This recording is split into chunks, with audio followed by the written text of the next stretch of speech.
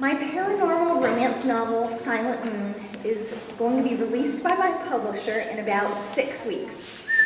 Tonight I'm going to be reading a summary, an excerpt, and it seems like a perfect time because of Halloween and it's a little spooky. Tomorrow I'm going to be reading a longer piece as well as a short science fiction story at Belly Star Galactica at Cosmic Pizza. You might be able to guess the theme of this belly dance event from the name. Daniel Loud, a musician you might be familiar with, as well as local authors and dancers like myself, will be putting on some alien-tastic, robolicious, Trek-tabulous performances. There's some flyers on the front table for Belly Star Galactica.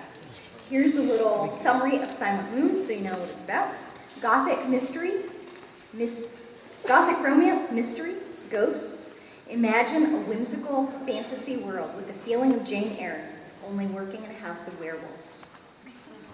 When Cassie awakes confused in the forest next to a half-eaten body, she is accused of murder and witchcraft.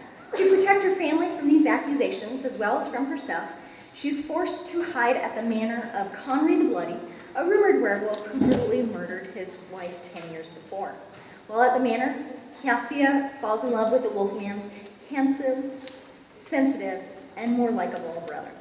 As Cassia's memory lapses increase, she is compelled to decipher cryptic messages from the savagely murdered wife of Conry. Worse yet, she suspects she might be a wolf lady herself. Cassia must decide if she would be better suited for a villain than Prince Charming. 10 signs thou or someone thou knowest may be a wolfman or wolf lady. Excerpt from the recently discovered ancient and archaic text, Ye Mysterious Beasts of Greater D'Artagnan, by Sir Muric the Great III and Duke Percy Linton. 1. Thou hast lapses in thy memory. 2. Blood is on thy hands upon waking. 3. Thou makest excuses and lies for thy behavior. 4. Thou art restless and ill-tempered, especially if the moon be full. 5. Thou hast cravings for raw meat. 6. There art fluctuations in thy body size, shape, hair, eyes, etc. 7. Thou hast heightened senses such as sight, hearing, taste, or smell. 8. Thou art aware when someone is watching from yonder. 9. Thou hast urges to lick or smell thy neighbor. 10. Thou chewest on bones. Chapter 1, Murder and Magic, An Ill-Fated Morning. Cassia Woodwick blinked the cobwebs of sleep from her eyes, finding herself in a bed of lacy ferns and cushions of moss. Stars twinkled beyond the dark patchwork of leaves overhead. The gray greeting of dawn glowed through the oak trees at the horizon. As usual, Cassia had no memory of how she'd gotten to the forest. Alas, that was always the start of a day gone awry. Disgusted with herself, Cassia rose and shook leaves from her chemise and cape. The mere effort of stretching pained her. At least she was clad in a nightgown this time. Fie, she said, noticing a dark spot on the white linen. Mayhap she had cut herself. She froze when she saw the smear of red on her fingers.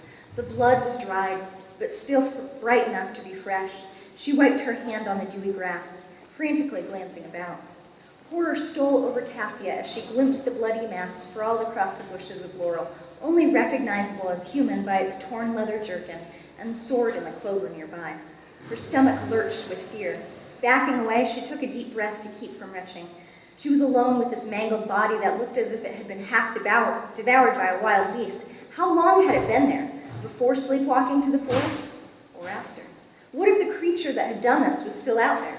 She picked up the hem of her nightgown, about to run, but something grasped her ankle. She screamed and tried to yank her foot away. Upon seeing she was just tangled in a jumble of moneywort vines, she breathed a sigh of relief. Newfound alarm swelled up in her when the yellow buds spontaneously opened into star-shaped flowers and the vine snaked up her leg. This had never happened before. Her heart raced with trepidation as she clawed at the plant, a piece of it ripping.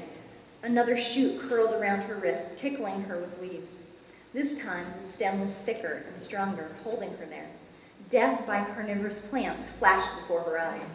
"Help!" Cassia screamed. Silence. No one was there except that mutilated corpse. As the vine tightened around her arm, the pointed edges of the leaves bit into her flesh. Thank you.